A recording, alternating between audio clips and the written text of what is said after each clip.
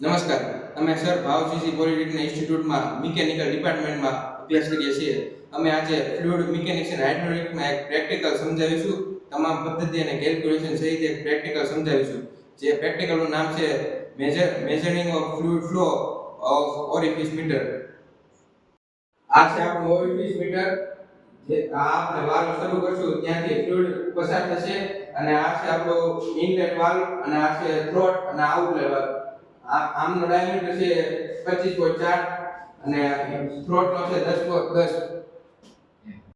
ત્યારબાદ તમે જોઈ શકો છો કે આપણે પાણીનો પંપ ચાલુ કરી દીધો છે અને આપણે ઓઇલ મીટરનો વાલ્વ ચાલુ કરશું. ત્યારબાદ અહીંથી ફ્લુઇડ પસાર થવાનું ચાલુ થશે અને આપણે અહીં તમે જોઈ શકો છો કે પ્રેશરને કોન્સ્ટન્ટ કરવા માટે મર્ક્યુરીનો ઉપયોગ કરવામાં આવે છે અને આપણે તેને પણ ચાલુ કરી દઈશું. તમે જોઈ શકો છો અત્યારે ચાલુ કર્યા બાદ આપણો પ્રેશર હેડ કોન્સ્ટન્ટ છે નહીં, તો આપણે જ્યાં સુધી પ્રેશર હેડ કોન્સ્ટન્ટ ન થાય ત્યાં સુધી આપણે રાહ જોઈશું. તમે જોઈ શકો છો x1 17 છે અને x2 14 છે. ત્યારબાદ ઓરિફિસ માટે આ ચાપનો કટ કરીશું. આપણો સ્ટોરેજ છે તમે જોઈ શકો છો કે ઓરિફિસ મીટરમાંથી પાણી સ્ટોરેજ ટેન્કમાં આવી રહ્યું છે અને તેમાં સ્ટોરેજ થવાનું ચાલુ થઈ ગયું છે.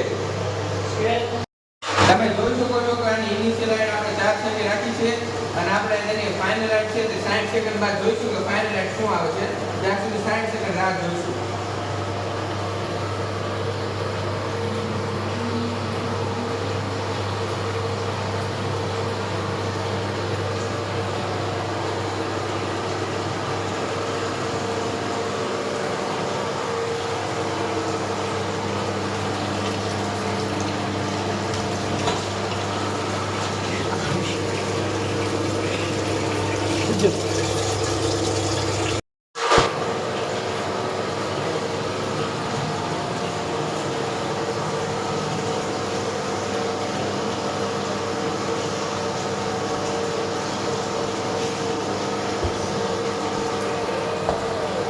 Ready go.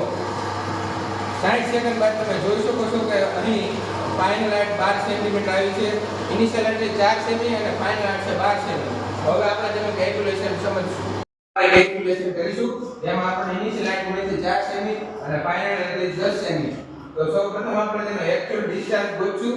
તેનું સૂત્ર છે Qf બરાબર 1 * f - -t. તો આપણે પહેલા એ ગોત્યું જે આપણે ટેગ હતી તેની લંબાઈ અને પહોળાઈ. તેની લંબાઈ હતી 58 સેમી અને પહોળાઈ 58 સેમી હતી. તેનો ફાઇનલ આન્સર આવે છે 3364 સેમી. તો આપણે હવે 3364 સેમી સૂત્રમાં મૂકશું અને ફાઇનલ હાઇટ હતી 10 ઇનિશિયલ હાઇટ હતી 4 સેમી અને ફાઇનલ હતી 10 સેમી. એનો આપણે કેલ્ક્યુલેશન કરતા આપણને ફાઇનલ 33.4 સેન્ટીમીટર મળે છે. પછી બીજું આપણે ગોતશું cross section area of pipe. જે પાઇપનો ક્રોસ સેક્શન એરિયા હતો તે ગોતશું આપણે. એનું સૂત્ર છે A1 = π/4 * d1². એની કિંમત લેતા આપણને 570 મળે છે. ત્યારબાદ આપણે થ્રોટ જે ઓરિફિસમાં જે થ્રોટ હતો તેનો પણ માપીશું. એનો આપણને ફાઇનલ આન્સર મળે છે 78.53.